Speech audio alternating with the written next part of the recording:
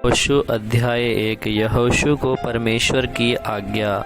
यहोवा के दास मूसा की मृत्यु के बाद यहोवा ने उसके सेवक यहोशू से, जो नून का पुत्र था, कहा, मेरा दास मूसा मर गया है, इसलिए अब तू उठ, कमर बांध और इस सारी प्रजा समेत यरदन पार होकर उस देश को जा जिसे मैं उनको अर्थात इज़राइलियों को देता हूँ, उस वचन के अनुसार जो मैंने मूसा से कहा, अर्थात जिस जिस स्थान पर तुम पाँव धरोगे वह सब मैं तुम्हें दे देता हूँ।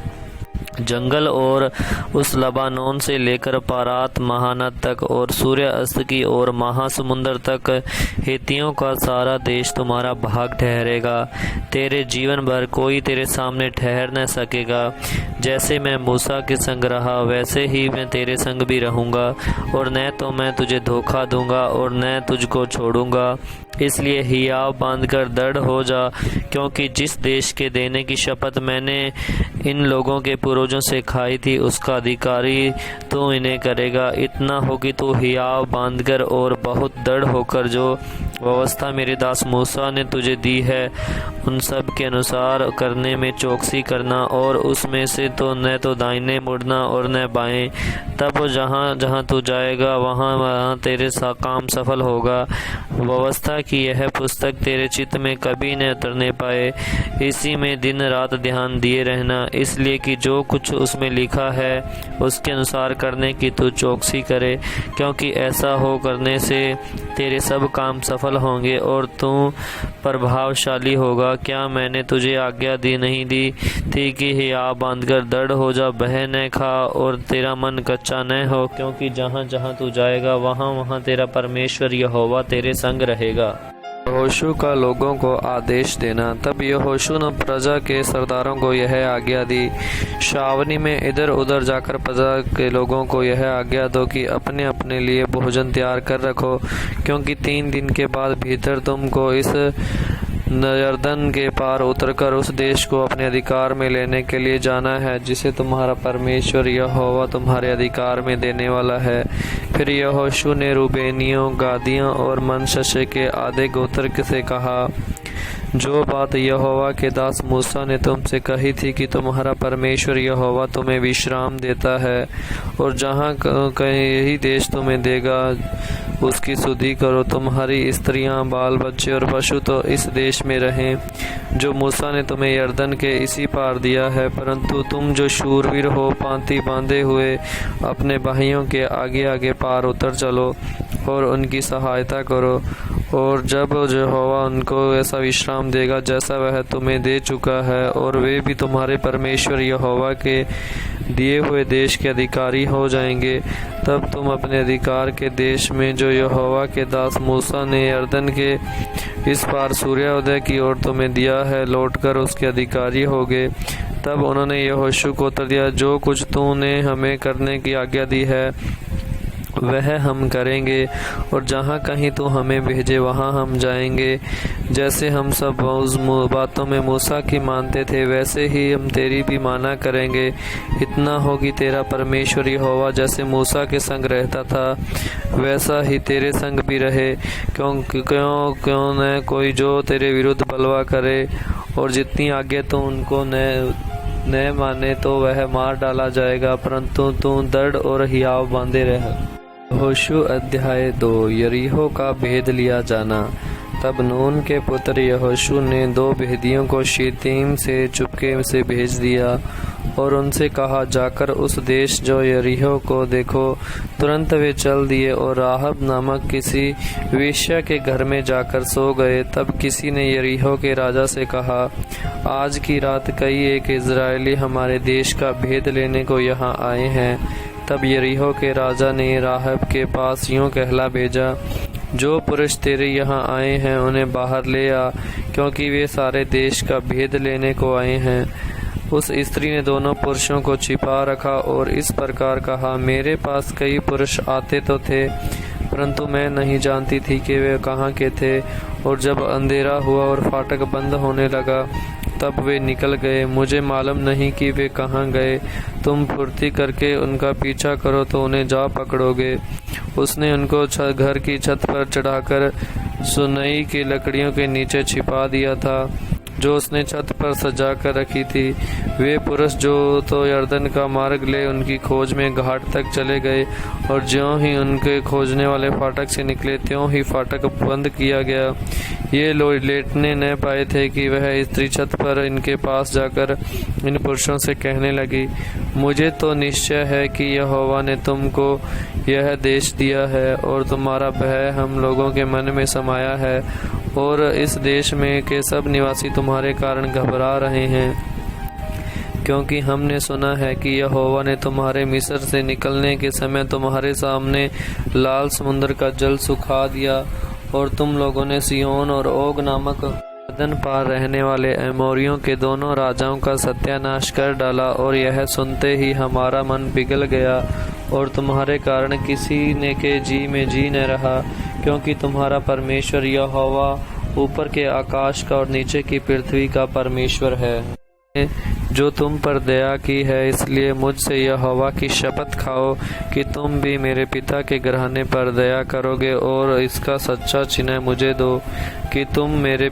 माता पिता भाइयों और बहनों को और जो कुछ उनका है उन सबों को जो जीवित रख छोड़ो, और हम सबों का प्राण मरने से बचाओगे।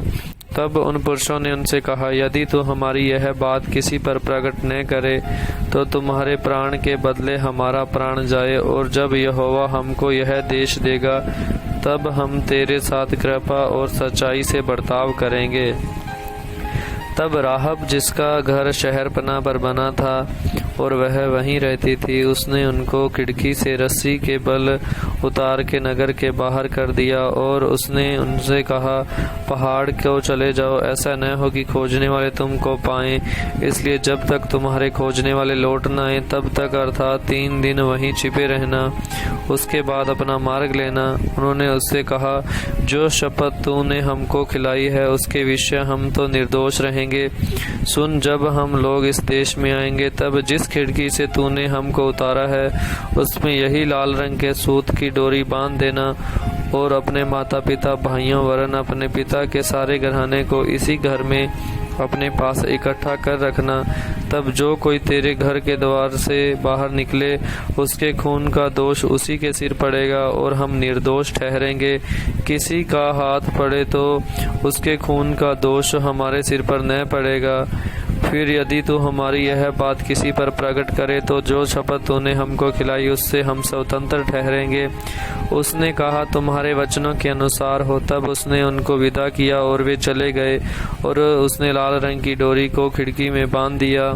वे जाकर पहाड़ पर पहुंच गए, और वहां खोजने वालों उनके लौटने तक अर्थात 3 दिन तक रहे, और खोजने वाले उनको सारे मार्ग में ढूंढते रहे और कहीं न पाया। तब वे दोनों पुरुष पहाड़ से उतरे और पार जाकर नून के पुत्र यहोशू के पास पहुंचकर जो कुछ उन पर बीता था उसका वर्णन किया, और उन्होंने यहोशू से कहा, निस्संदेह यहोवा ने वह सारा देश हमारे हाथ में कर दिया है, फिर इसके सिवाय सारे निवासी हमारे कारण घबरा रहे हैं। यहोशू अध्याय 3। इजराइलियों का यरदन पार जाना। यहोशू सवेरे उठा और सब इजराइलियों को साथ ले शेतीम से कूच कर यरदन के किनारे आया, और वे पार उतरने से पहले वहीं टिक गए। और 3 दिन के बाद सरदारों ने छावनी के बीच जाकर प्रजा के लोगों को यह आज्ञा दी, जब तुमको अपने परमेश्वर यहोवा की वाचा का संदूक और उसे उठाए हुए लेविया याजक भी देख पड़े, तब अपने स्थान से कूच करके उसके पीछे पीछे चलना, परंतु उसके और तुम्हारे बीच में 2000 हाथ के लगभग अंतर रहे।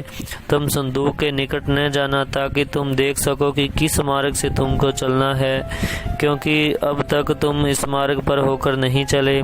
फिर यहोशू ने प्रजा के लोगों से कहा, तुम अपने आप को पवित्र करो, क्योंकि कल के दिन यहोवा तुम्हारे मध्य में आश्चर्य कर्म करेगा। तब यहोशू ने याजकों से कहा, वाचा का संदूक उठाकर प्रजा के आगे आगे चलो। तब वे वाचा का संदूक उठाकर आगे आगे चले।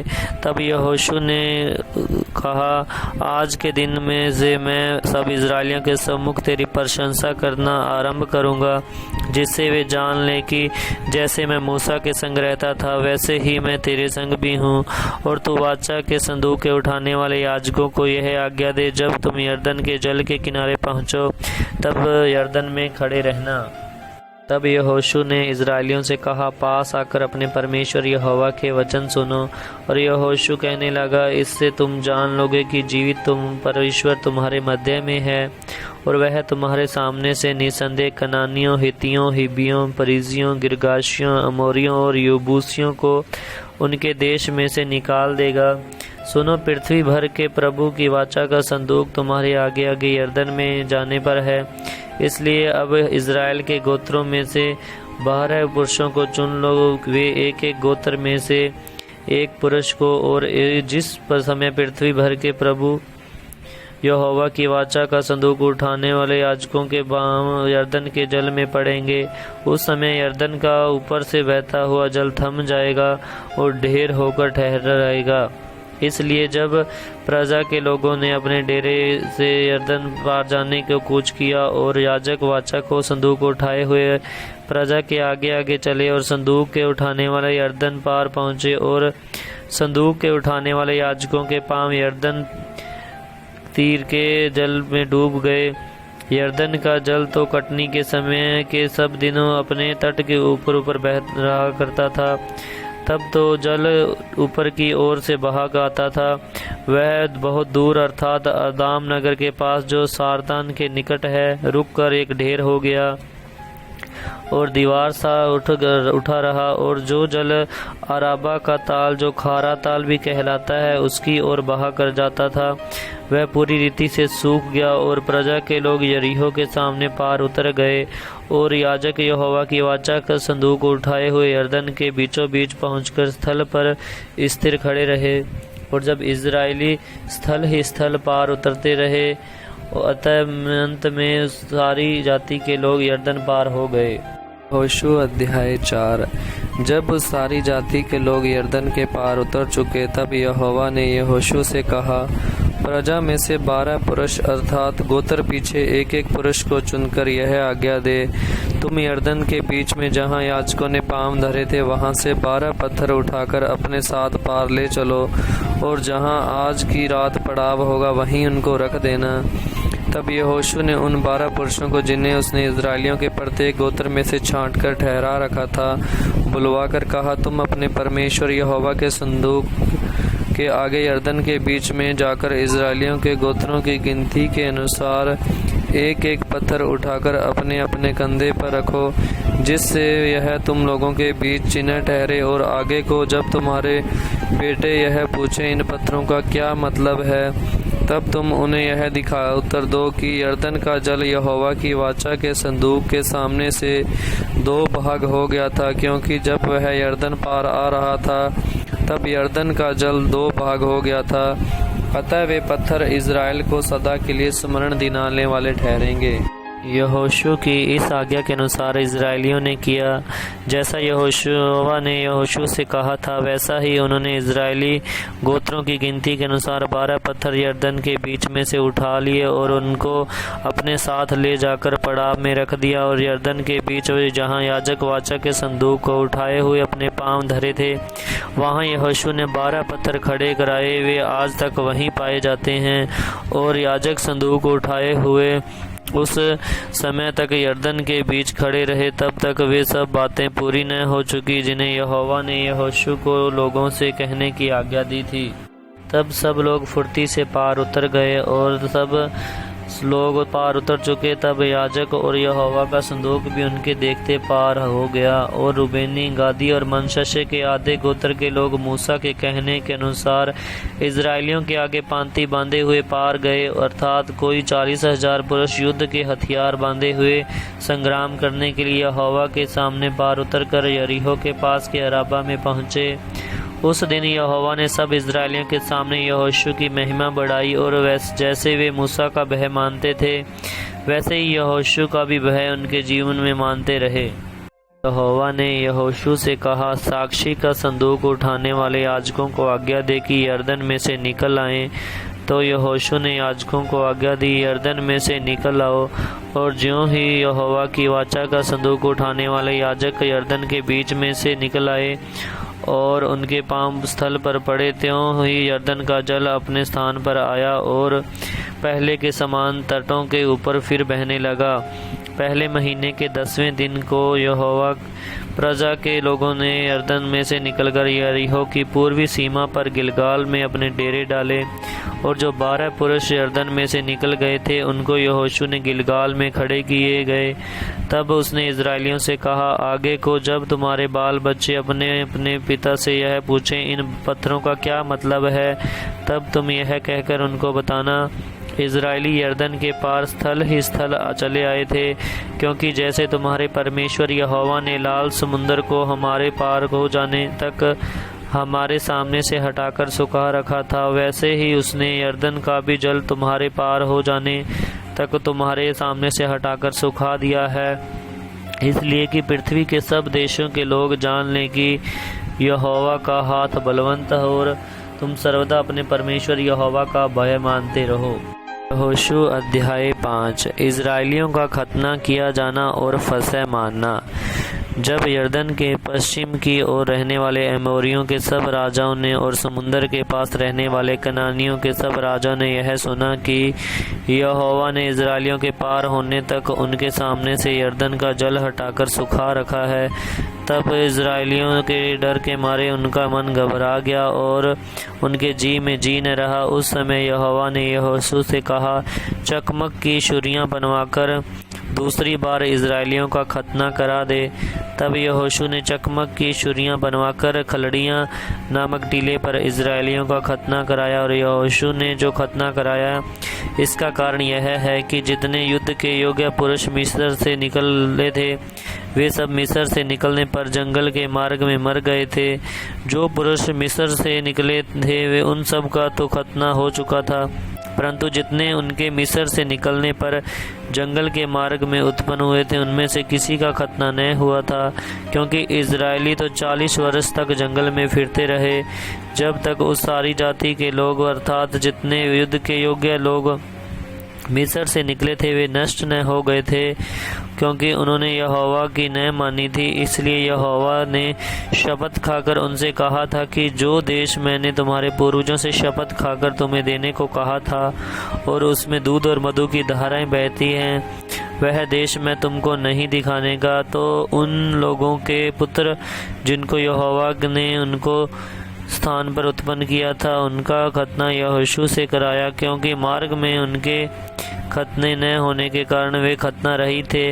और जब उस सारी जाति के लोगों का खतना हो चुका तब वे चंगे हो जाने तक अपने अपने स्थान पर छावनी में रहे।